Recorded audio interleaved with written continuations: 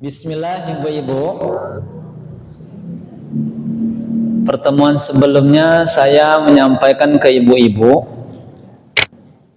bahwa kita ini ngaji, kita ini majelis ta'lim, kita ini pengajian, tujuannya supaya iman dan takwa kita stabil.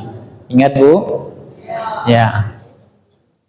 Syukur-syukur setelah majelis ta'lim, syukur-syukur setelah pengajian, iman dan takwa kita ini meningkat, tapi minimal stabil. Karena ibu-ibu tahu enggak? Tahu Bu? Apa? Oh, belum tahu. Kalau belum tahu saya kasih tahu maksudnya ibu. Karena sesungguhnya ibu-ibu saya kasih tahu. Allah tuh nanya ke kita. Allah bertanya kepada kita, hal ataka haditsul ghasyiyah, sudahkah sampai kepada telinga ibu-ibu, sudahkah terdengar sampai ke telinga emak-emak sebuah kabar, sebuah berita tentang al-ghasyiyah.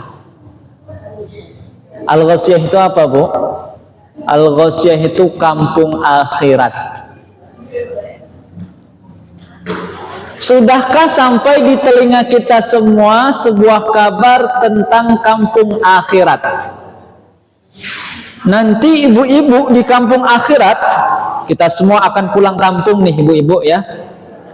Kita semua akan pulang kampung ke kampung akhirat. Nanti di kampung akhirat itu manusia akan terbagi menjadi dua. Ya Ibu, secara umum manusia nanti di kampung akhirat terbagi menjadi dua kelompok, maksudnya dua kelompok atau dua bagian atau dua golongan. Kelompok yang pertama, nanti manusia itu tegak berdiri di hadapan Allah dengan wajah yang penuh ketakutan. Wujuhu yawma idzin khashi'ah. Ini surat apa Bu? Surah Al-Ghasyiyah. Kembali ke pembahasan kita Ibu, saya ingin memotivasi saja bahwasanya nanti di kampung akhirat itu ada kelompok yang manusia itu wajahnya tertunduk hina, wajahnya malu, wajahnya takut. Wujuhu yawma idzin khashi'ah. Kenapa wajahnya takut? Amilatun nasibah. Karena Ibu, saat di dunia dia imannya lemah, dia tidak bertakwa sama Allah, dia selalu berbuat maksiat, selalu berbuat dosa. Karena dosanya itu menyebabkan dirinya nasibah, mendapatkan azab dari Allah, mendapatkan siksa dari Allah. Apa siksanya? Ayat selanjutnya Bu. Tasla naron hamiyah. Azabnya, siksaannya, dia dicampakkan, dilemparkan ke dalam api yang menyala-nyala. Ibu mau masuk ke dalam api yang menyala-nyala Bu? Menyala abangku. Anak muda tuh menyala. Mau Ibu? Enggak mau. Jangan sampai kita termasuk golongan yang pertama. Nanti manusia yang di dalam neraka ini, di dalam api yang menyala-nyala ini, tusqa min ainin aniyah. Mereka diberikan minum dengan minuman yang sangat amat panas, minuman yang mendidih. Nah, ayat selanjutnya ngeri kalau kita ceritakan. Mudah-mudahan kita tidak masuk kelompok yang pertama. Maunya kelompok yang kedua yang sudah kita bahas pada pertemuan sebelumnya. Apa kelompok kedua? Wujuhu yawma idzin na'imah. Nanti kelompok yang kedua manusia itu wajahnya tersenyum, bahagia, gembira, senang. Kenapa? Lisa'iha radiyah. Karena manusia itu sudah melihat hasil dari keimanannya, melihat hasil dari rasa takwanya. Selama hidup di dunia dia takut berbuat dosa, takut berbuat maksiat. Nanti mereka di kampung akhirat akan bahagia, senang fi jannatin aliyah, karena mereka dipilih oleh Allah menjadi orang yang tinggi, ditempatkan di tempat yang paling tinggi. Apa tempat yang paling tinggi? Jannatin na'im, surga yang penuh dengan kenikmatan. Mudah-mudahan kita semua termasuk kelompok yang kedua ini, bermodal iman dan takwa yang kokoh insyaallah. Ibu-ibu yang dirahmati oleh Allah Subhanahu wa taala, alhamdulillah hari ini insyaallah kita akan melanjutkan tadabbur Quran surah Quraisy. Surah apa Ibu? Surah Quraisy. Hal yang pertama sekali harus kita benarkan adalah nama surahnya. Nama surahnya surah Quraisy. Kebanyakan orang menyebutnya surat Al-Quraisy. Ibu-ibu nyebutnya yang mana? Al-Quraisy atau surat Quraisy? Pakai al ya? Nah, kan?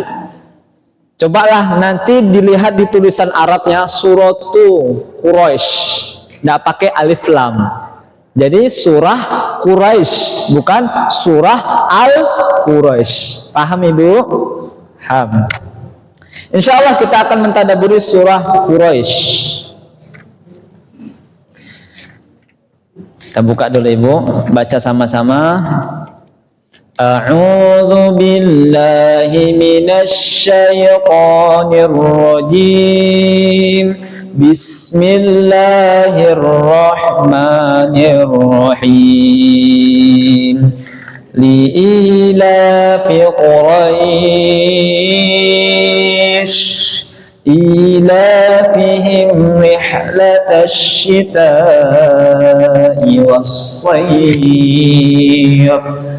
فَلْيَعْبُدُوا رَبَّ هَذَا الْبَيْتِ الَّذِي أَطْعَمَهُم مِّن جُوعٍ وَآمَنَهُم مِّنْ خَوْفٍ.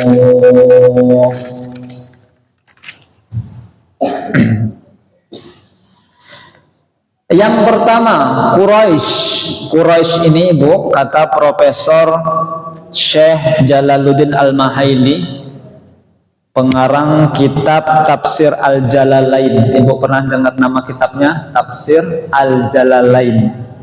Kata beliau, Quraisy ini merupakan sebutan untuk sebuah kabilah atau sebuah suku yang ada di Jazirah Arab. Jadi Quraisy ini nama suku.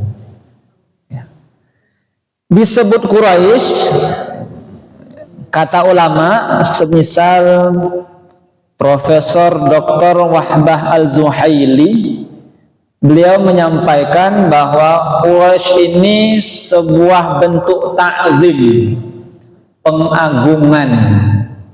Jadi suku ini Bu, suku ini punya keutamaan, punya keistimewaan, sehingga suku ini diagungkan, dimuliakan. Suku apa namanya Bu? Suku Quraisy. Begitu pula kata Nabi Bu, Nabi Muhammad, ya, kata Nabi Muhammad apa? Rasul bersabda, sesungguhnya Allah telah memberikan nikmat berupa keistimewaan kepada suku Quraisy dengan 7 hal. Yang pertama, saya berasal dari suku Quraisy, kata Nabi. Kedua, Nabi berasal dari suku Quraisy. Jadi dari suku Quraisy itu ada lahir seorang rasul atau nabi.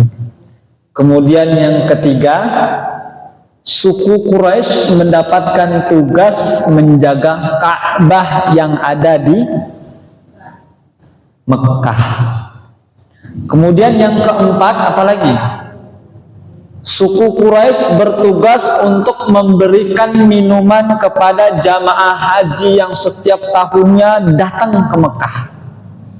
Suku Quraisy terdahulu seperti itu. Kemudian yang kelima, apa keistimewaan yang diberikan oleh Allah kepada suku Quraisy?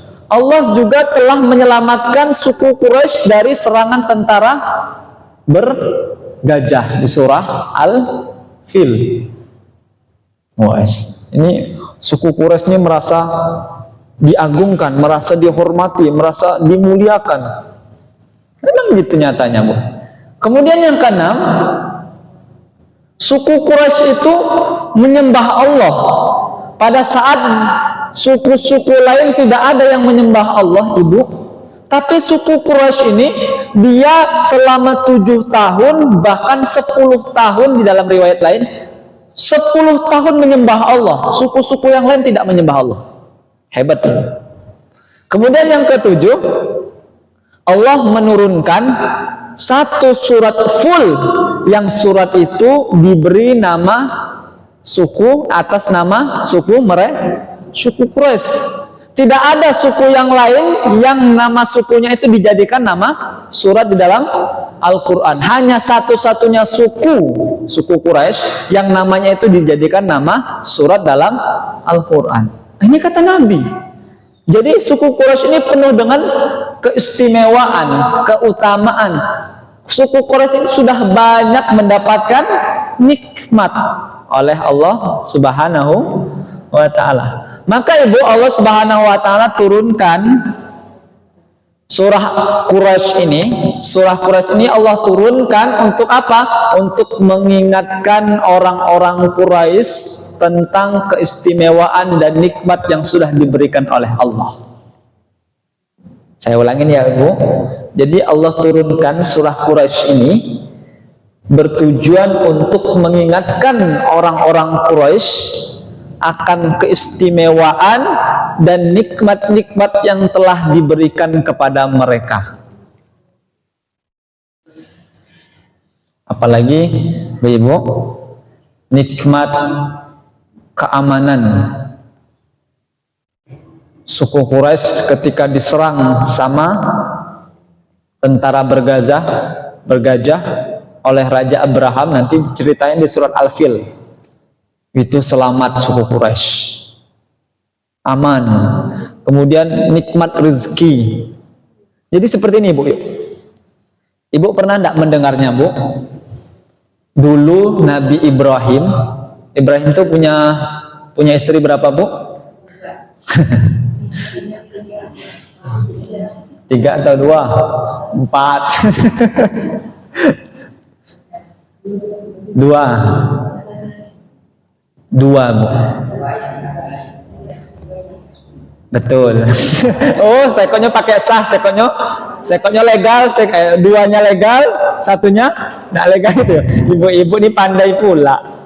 Yang kita ketahui, Bu, 2. Yang kita ketahui secara umumnya, Bu, ya. Walaupun memang ada pendapat yang lain, ada istri yang lain. Istrinya 2, Bu. Yang pertama, Sayyidah Sarah. Sayyidah Sarah ini, Ibu, punya anak namanya Ishak. Ishak punya anak namanya Yakub. Yakub punya 12 anak. Banyak, Bu. Yakub punya 12 anak. Satu di antara 12 itu Nabi siapa, Bu? Nabi Yusuf. Ibu pernah dengar kisahnya Nabi Yusuf dilempar ke dalam sumur sama saudaranya? Nah, itu anak Nabi Yakub.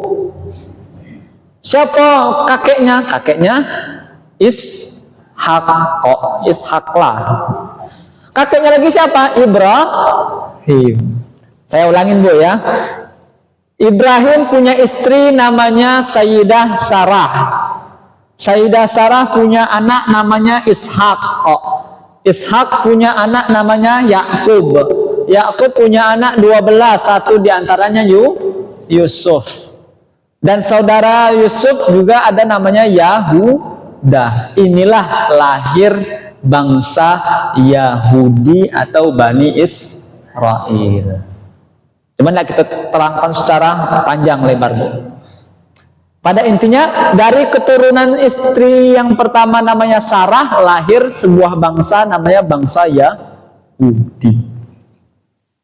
Istri yang kedua namanya siapa, Bu? Siapa? Saya mau ngasih tahu, kalau bisa kita jangan nyebut Siti lagi. Siti itu nama orang Jawa. Siti. Baiknya apa? Sayyidah. Sayyidah Khadijatul Kubra, Sayyidah Hawa, Sayyidah Hajar, Sayyidah dan seterusnya. Kalau Siti itu, kenapa awal mulanya Siti ini, Bu? Terdahulu, zaman dulu, orang-orang kita zaman dulu itu payah nyebut bahasa Arab. Sayyidah lah gampang pada Siti. Ya, banyak juga, Bu, bahasa-bahasa Arab yang orang Jawa itu orang Jawa khususnya ya, kan Islam itu kan berkembang di Pulau Jawa pada saat itu. Payah nyebut bahasa Arab, ya udah di logat mereka Siti dan seterusnya, banyak lagi kata-kata yang lain. Istri yang kedua namanya Sayyidah Hajar. Hajar punya anak namanya siapa, Bu? Ismail. Ismail alaihis salam.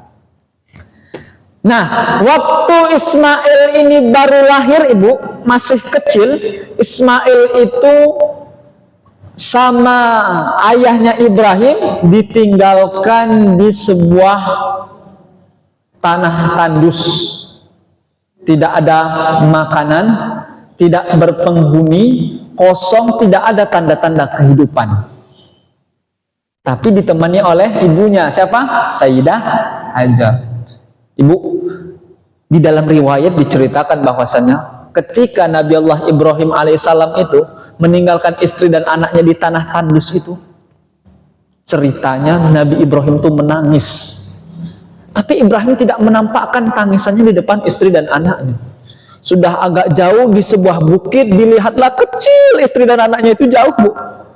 Dari sebuah bukit, Ibrahim menangis. Apa doa Nabi Ibrahim, Bu? Nabi Ibrahim berdoa di dalam Al-Quran, Rabbi ja'al hadha baladan amina warzuq ahlahu. Itu, Bu. Berdoa sambil menangis, Rabbi ja'al hadha baladan amina warzuq ahlahu. Ya Allah, jadikan tempat ini, negeri ini menjadi negeri yang aman. Lindungilah istri dan anakku. Dan jadikan negeri ini, jadikan tempat ini menjadi tempat yang banyak makanannya, sejahtera, ekonominya bagus.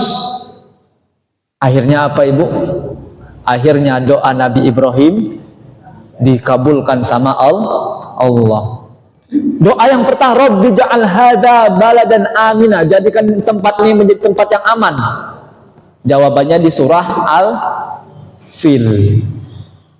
Paham, Bu?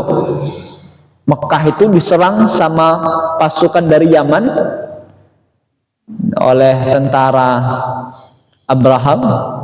Diserang dari Yaman, Mekah itu selamat dari pasukan bergajah karena Allah lah yang menjaga kota.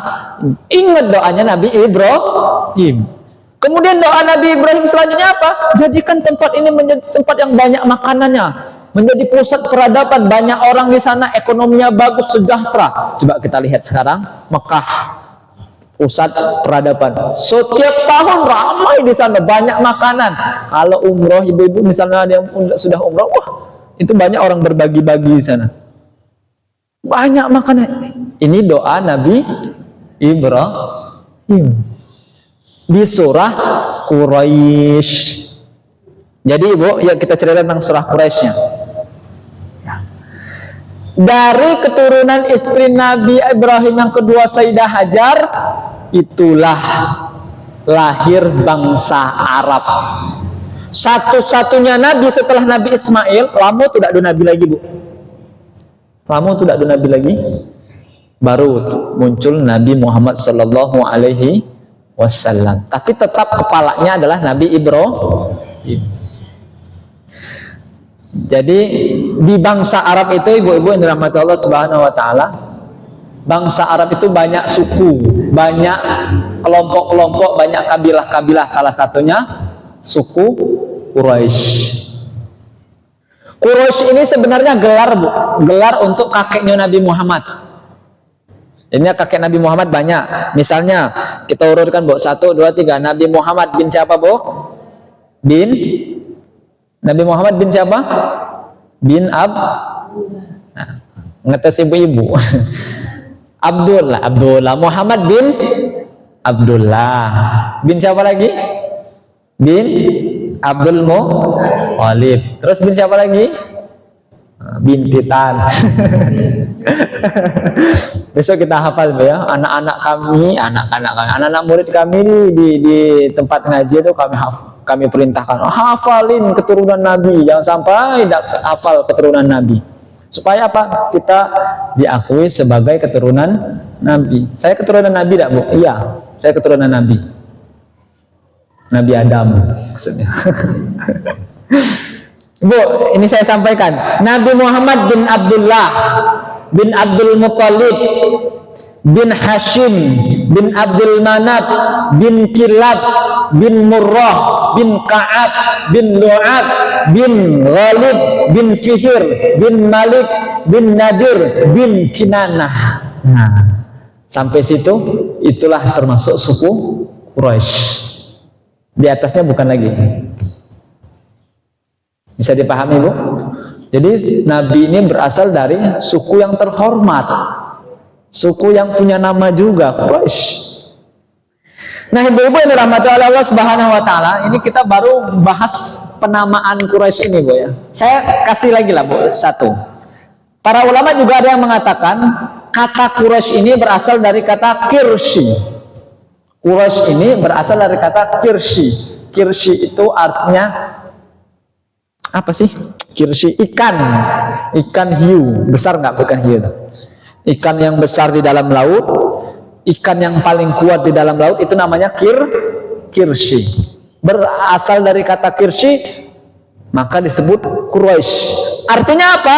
Ini menggambarkan betapa kuatnya suku Quraisy ini. Betapa hebatnya suku Quraisy ini. Seperti ikan yang paling kuat di dalam laut. Ikan yang paling hebat di dalam laut namanya ikan hiu.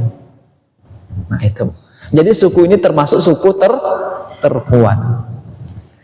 Ibu-ibu yang dirahmati Allah Subhanahu Wa Taala, karena suku ini terkuat pada saat itu, suku ini dikenal secara turun-menurun sebagai pengelola Ka'bah, sebagai penguasa Ka'bah. Karena mengolah Ka'bah, karena menguasai Ka'bah, suku ini juga menjadi suku yang dimuliakan, dihormati oleh orang-orang yang ada pada saat itu. Nah, ini baru pengantarnya, Ibu. Belum masuk ke ayat pertama, belum. Baru, Bu, kita masuk, Bu. Ya. Karena suku ini memiliki keistimewaan, ya. Karena suku ini memiliki kekuatan, suku ini memiliki kemuliaan, sehingga suku ini diagungkan, suku ini dihormati, serta suku ini memiliki sebuah kebiasaan. Apa kebiasaannya, Bu? Li'inafi Quraisy, karena kebiasaan orang-orang Quraisy. Apa kebiasaan orang-orang Quraisy? Ilafihim rihlatash shita'i was-shayf.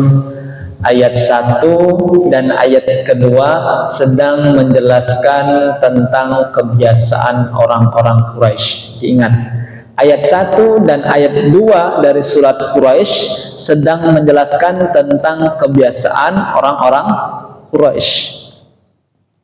Dia dihormati, suku ini dimuliakan, suku ini punya keistimewaan, punya kekuatan, Karena punya itu dia melakukan sebuah kebiasaan. Apa kebiasaannya? Ila fihim rihlatash syita iwas sayf. Kebiasaannya itu melakukan perjalanan. Namanya jalan-jalan, Bu. Ibu-ibu mungkin kalau di dalam majelis taklim ada namanya rihlah. Pernah enggak berihlah? Ya namanya kalau dalam majelis taklim rihlah, jalan-jalan. Kemana jalan-jalannya? Ke apa? Di Angsudu itu apa? Masjid yang Ka'bah itu. Jalan-jalan kemana? Oh, jalan-jalan ke sana. Study tour. Oh, jalan-jalan rihlah. Rihlah kemana? Ke makam apa? Wali Songo misalnya gitu. Pernah enggak, Bu? Dalam majelis taklim. Atau jalan-jalan kami umroh sekalian rihlah. Rihlah kemana? Ke Turki, ke mana-mana lah gitu. Itu namanya rihlah. Nah, kebiasaan orang-orang Quraisy ini dia suka rihlah, jalan-jalan, melakukan perjalanan. Apa, Bu? Oh iya, Bu.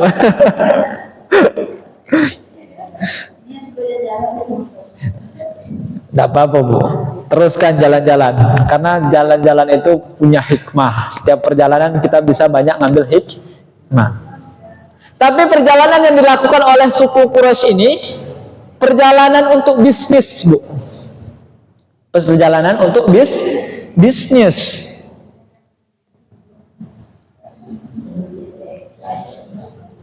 Rihlatash syita'i was sayf. Kemana mereka? Ibu, suku Quraisy dia jalan-jalan kalaulah lagi musim dingin, maka mereka akan berjalan ke arah selatan. Di mana arah selatan? Negeri Yaman. Kalau musim apa, Bu? Musim dingin. Kalau lagi musim dingin, jalannya ke arah selatan, pergi ke Yaman. Timbul musim panas, mereka akan jalan ke arah utara. Di mana itu? Negeri Syam. Negeri Syam itu kalau sekarang Suriah. Jadi Mekah ini di tengah-tengah, Bu. Ini Mekah. Ini apa namanya? Ini Syam. Ini namanya Yaman di tengah-tengah. Ya. Yang ini Syam utara, Yaman selatan. Kalau dia lagi musim dingin, pergi ke Yaman. Lagi musim panas, pergi ke Syam. Hebat orang Mekah nih, Bu. Orang Quraisy ini pandai dia. Tidak mau di Mekah, pokoknya cari duit terus. Dan hebatnya lagi, Bu, dalam perjalanan itu dia tidak ada yang berani mengganggu. Orang-orang tidak ada yang berani mengganggu suku Quraisy. Kenapa? Karena memang sudah terkenal tadi kan. Terkenal kuatnya, terkenal penjaga Ka'bah, pengelola Ka'bah. Sehingga dia jalan bebas, suku-suku dia jalan. Jalan ke mana? Asyita. Asyita itu apa? Syita itu apa, Bu? Kalau syita itu? Syita itu dingin, musim ada anginnya, dingin. Asyita ini, asyita itu dingin, hujan, lagi hujan, dingin. Kalau as-sayf, panas, musim panas. Kalau lagi musim dingin, pergi ke Yaman, musim panas pergi ke Syam. Iya, Bu? Berdagang, bisnis. Padek kan, Bu? Padek. Hebatnya tidak ada yang berani ganggu, tidak ada yang, kalau bahasa kita tidak ada yang berani merampok mereka. Bebas mereka mau ke Yaman, tidak ada yang berani ganggu orang Yaman tuh, karena tahu, oh, ini orang Mekah, ini orang penjaga Ka'bah, dia harus dimuliakan, harus dihormati. Oh iyalah, namanya suku tuh kabilah tuh rombongan, datangnya rombongan seperti itu. Terbayang, Bu, hebatnya suku Quraisy ini? Kita sebut dulu hebat, memang hebat suku Quraisy ini. Tapi, Bu, saat mereka terus berjalan sampailah mereka meraih kekayaan, terus mendapati kekayaan, sampailah mereka semakin sukses, semakin jaya, semakin makmur, semakin sejahtera. Mekah pun juga semakin sejahtera, karena orang-orang Quraisy kan, semakin sejahtera Mekah ini. Terlebih suku ini semakin sejahtera, semakin sukses, semakin dihormati, semakin punya kekuatan, semakin punya keamanan, semakin punya kekayaan. Tapi itu semua, Ibu, sayangnya Sayang beribu sayang itu semua tidak membuat orang-orang Quraisy bersyukur kepada Allah. Makanya tadi Bu saya sebut suku Quraisy itu dimuliakan oleh Allah, diistimewakan oleh Allah karena suku Quraisy pada saat itu menyembah Allah selama 7 tahun. Di riwayat lain dikatakan suku Quraisy itu menyembah Allah 10 tahun. Tapi sudah sukses, sudah jaya, sudah berhasil, sudah makmur, sudah semuanya dimiliki Bu. Ternyata itu tidak membuat suku Quraisy ini menjadi orang-orang yang bersyukur. Bahkan bahkan mereka menyekutukan Allah, mereka menduakan Allah. Makanya pada ayat selanjutnya, pada ayat yang ketiga, apa bunyi ayat yang ketiga surah Al-Quraisy? Ya kita baca dulu. Ayat pertama ya baca sama-sama Bu. Li'ila fi Quraisy. Ayat yang kedua. Ila fihim ri'latash shita'i was-sayf. Ini kebiasaan mereka nih. Pada ayat ketiganya, fal ya'budu rabb hadzal bait. Maka Bu, ayat ketiga ini berisi tentang perintah Allah kepada suku Quraisy. Suku Quraisy yang sudah diberikan kejayaan, kemakmuran, kesejahteraan oleh Allah Subhanahu wa taala, tapi mereka menyekutukan Allah, mereka menduakan Allah, mereka meninggalkan Allah, sehingga Allah tegur suku Quraisy ini, "Falyabudu." Sembahlah Tuhanmu, kata Allah. Beribadahlah kepada aku, kata Allah. Beribadahlah kepadaku. Allah pencipta alam semesta, bukan beribadah kepada Ka'bah. Jadi Bu seperti ini. Dulu saat mereka sudah kaya nih Bu, sudah berhasil, sudah sukses ini. Kesalahan suku Quraisy itu apa? Kesalahan suku Quraisy itu pada saat itu mereka menjadikan berhala sebagai perantara ibadah kepada Allah. Saya ulangi, kesalahan orang-orang Quraisy. Memang sebelumnya mereka menyembah Allah nih, ya tak? Mereka menyembah Allah sebelumnya. Tapi sudah jaya, mereka berbuat kesalahan. Apa kesalahannya? Mereka menduakan Allah dengan menjadikan patung berhala sebagai perantara untuk menyembah Allah. Jadi memang mereka itu ibadahnya menghadap ke Ka'bah. Ya, mereka ibadah, orang suku-suku Quraisy nih, orang-orang Quraisy, mereka beribadah menghadap Ka'bah, tapi yang disembah, yang dipuji, yang diagungkan bukan Allah. Makanya Allah katakan falyabudu, beribadahlah kepada Allah, bukan beribadah kepada Ka'bah. Di dalam tafsir Ibu, misalnya tafsir Al-Azhar. Tafsir Al-Azhar itu tafsir yang dibuat oleh ulama Indonesia, namanya Buya Hamka. Kenal Buya Hamka Bu?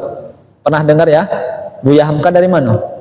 Dari Sumatera Barat. Orang awak. Beliau menyampaikan di dalam tafsir itu, di sekitaran Ka'bah itu terdapat 360 patung dan berhala pada saat itu. Makanya kita pernah mendengar saat Nabi Muhammad SAW dilahirkan, patung-patung itu jatuh beruntuhan. Pernah mendengarnya Bu? Di sekitar Ka'bah tadi. Karena yang pada saat itu sebelum Nabi Muhammad ini dilahirkan Ibu, ini kan surah ini turun sebelum kejadian ini terjadi sebelum Nabi Muhammad lahir, ya kan Bu? Tapi surah ini turun saat Nabi Muhammad sudah hidup, sudah lahir. Kenapa? Untuk mengingatkan kembali. Itu suku Quraisy itu dulu seperti ini, kata Allah. Maka ibu-ibu sekalian dirahmati Allah Subhanahu wa taala, ada 360 patung di sekitaran Ka'bah pada saat itu. Itulah yang menjadi sesembahan orang-orang Quraisy pada saat itu. Disembahnya patung itu, disembahnya berhala. Makanya ada istilah kafir Quraisy. Nah, itu kan Bu. Ini dia. Padahal tadi kita di awal memuliakan orang-orang Quraisy, Mbak ya. Oh, bagus Quraisy nih gitu ya. Ternyata kok dibilang kafir. Nah, di sini letak kafirnya itu. Ibu-ibu yang dirahmati oleh Allah Subhanahu wa taala, maka ayat yang ketiga ini, "Falyabudu rabb hadzal bait." hendaknya mereka itu orang-orang Quraisy menyembah Tuhan pemilik hadzal bait, pemilik Ka'bah ini, kata Allah Subhanahu wa taala. Apalagi alladzi at'amahum min ju', bukan hanya dia yang menguasai Ka'bah, pemilik Ka'bah, tapi dialah Allah yang sudah meluaskan rezeki orang-orang Quraisy, yang sudah memudahkan perjalanan orang-orang Quraisy, yang sudah memudahkan mulusnya perjalanan usaha orang-orang Quraisy. Dibuka pintu rezeki, dibuka pintu kemudahan, dibuka apa nih? Orang Quraisy enggak nih marah. Takut pula orang Quraisy marah.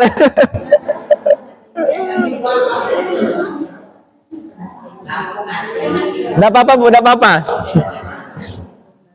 Jadi, Bu, Allah katakan falyabudu rabb hadzal bait, hendaknya harusnya orang-orang Quraisy itu menyembah Tuhan pemilik Ka'bah. Bukan hanya itu, tapi Tuhan yang sudah alladzi at'amahum min ju', yang sudah memberikan makan kepada orang-orang Quraisy, yang telah memberikan rezeki kepada orang-orang Quraisy, yang telah memberikan buah-buahan kepada suku Quraisy, yang telah memudahkan perjalanan dakwah orang-orang, perjalanan bisnis orang-orang Quraisy maksudnya. Nah, ibu-ibu yang dirahmati Allah Subhanahu wa taala, apalagi selanjutnya? Wa amanahum min khauf. Harusnya mereka itu menyembah Tuhan yang sudah memberikan keamanan kepada orang-orang Quraisy. Mau ke Yaman, mau ke Suriah, ke Syam, mereka bebas, tidak ada yang ganggu. Siapa? Karena perjalanan mereka dilindungi sama Allah Subhanahu wa taala. Tapi mereka tidak sadar Allah itu melindungi mereka.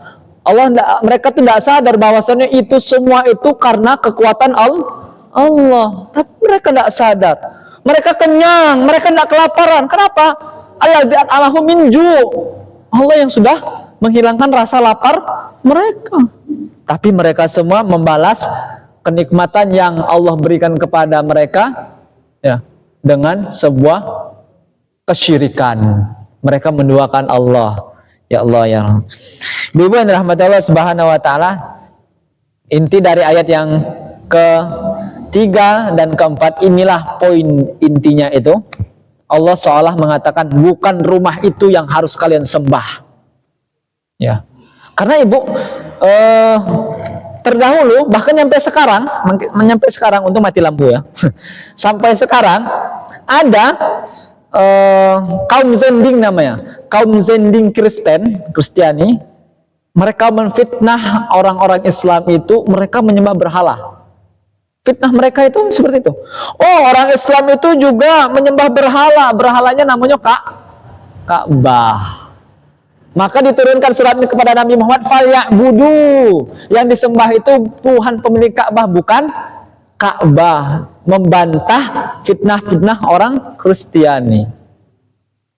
Banyak, Bu.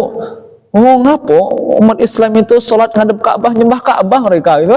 Ini fitnah orang-orang zinding dari Kristiani. Dibantah sama Allah. Falyabudu rabb hadzal bait, yang disembah itu Tuhan pemilik Ka'bah, bukan Ka'bahnya yang disembah. Itu kata Allah Subhanahu wa taala. Bukan berhala yang disembah, tapi yang disembah Tuhan pemilik Ka'bah, penguasa alam semesta. Selesai Quran surah Quraisy. Ibu-ibu yang dirahmati Allah Subhanahu wa taala, sebagai penutup ya.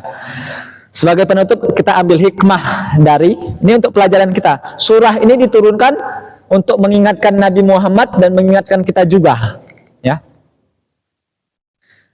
Apa hikmah yang pertama dari surah Quraisy, Bu? Sebagai penutupnya, satu, bahwa nikmat Allah itu harusnya disyukuri bukan diingkari.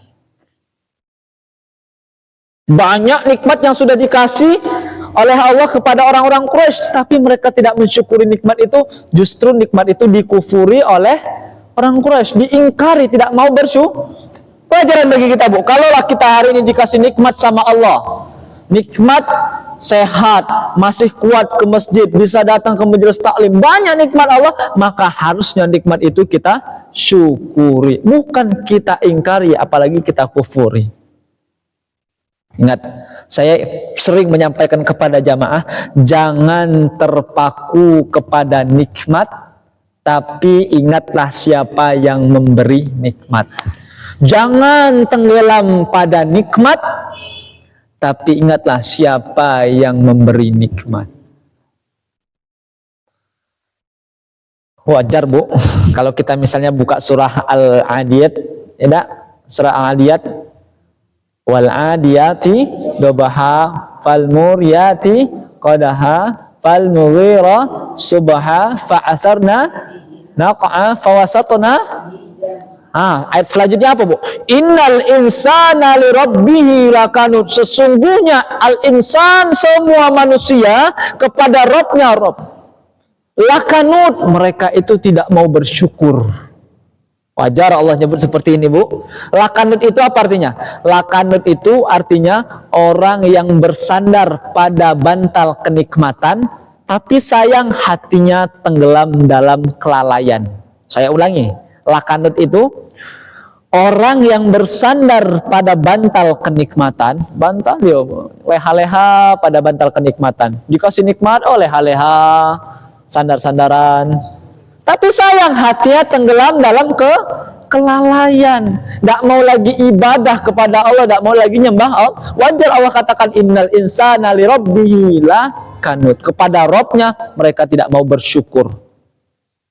Ibu-ibu yang dirahmati Allah, itu yang pertama, nikmat Allah itu harusnya kita syukuri, bukan kita ingkari. Ibu yang cucunya ya Bu, cucunya alhamdulillah diberikan nikmat lulus di universitas ternama di Provinsi Jambi, mau menuntut ilmu, alhamdulillah beliau sedekah, beliau bersyukur, beliau minta doa. Contoh seperti ibu ini, seperti itu banyak kejadian-kejadian nikmat yang Allah kasih kita, mestinya kita syukuri dengan lisan kah atau dengan perbuatannya. Kalau macam ini berbagi, lebih bagus lagi Bu. Lebih bagusnya lagi punya ustadz dibanyain. Bercanda Bu. Maunya ustadz Bu. Ibu-ibu yang dirahmati Allah Subhanahu wa taala. Yang kedua, kita belajar ya dari surah ini, bentuk syukur yang paling indah, bentuk syukur yang paling baik itu adalah beribadah dan mengesahkan Allah, bertauhid kepada Allah Subhanahu wa taala. Saya ulangin Bu. Bentuk syukur yang paling baik, bentuk syukur yang paling indah adalah beribadah kepada Allah dan mengesahkan Allah, menjadikan Allah itu satu-satunya Rabb yang diibadahi. Kita sudah dikasih nikmat nih Bu.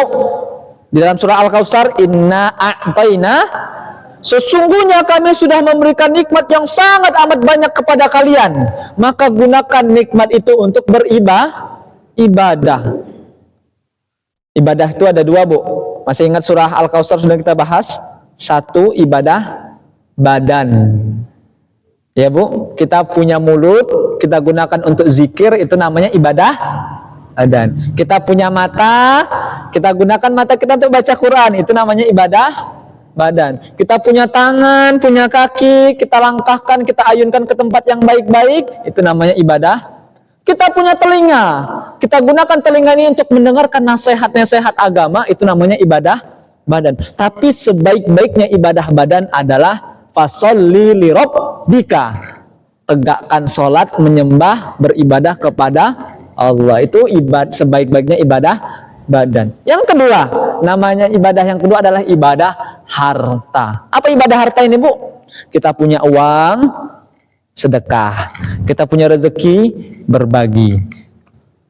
Kemudian kita zakat, kita infak, kita berwakaf, itu namanya ibadah harta. Dan sebaik-baiknya ibadah harta adalah wanhar. Nah, wanhar itu ibadah harta. Makanya Ibu, kita belajar bentuk syukur yang paling baik, yang paling indah adalah beribadah dan menyembah Allah Subhanahu wa ta'ala. Menjadikan Allah itu adalah satu-satunya Tuhan yang didengar, yang ditaati. Kalau Allah perintahkan kurban, taati Bu. Kalau Allah perintahkan sholat, taati. Jangan duakan. Sholat juga, tapi nyembah patung juga, jangan. Nah, ibu-ibu yang dirahmati Allah Subhanahu wa ta'ala, mudah-mudahan bermanfaat. Inilah pengajian kita hari ini, ya. Yang mana ada 2 hikmah. Yang pertama, hikmahnya adalah nikmat Allah itu harus disyukuri, bukan diingkari. Yang kedua, bentuk syukur yang paling baik dan paling indah adalah beribadah dan mengesahkan Allah Subhanahu wa taala. Bersyukurlah kepada Allah dengan beribadah. Jangan kita duakan Allah Subhanahu wa taala. Usikum wa nafsi bitaqwallah. Aqulu qouli hadza fastaghfirullahal azim li wa lakum wa lisairil mu'minina wal mu'minat fastaghfiruh innahu huwal ghafurur rahim. Sebenarnya masih banyak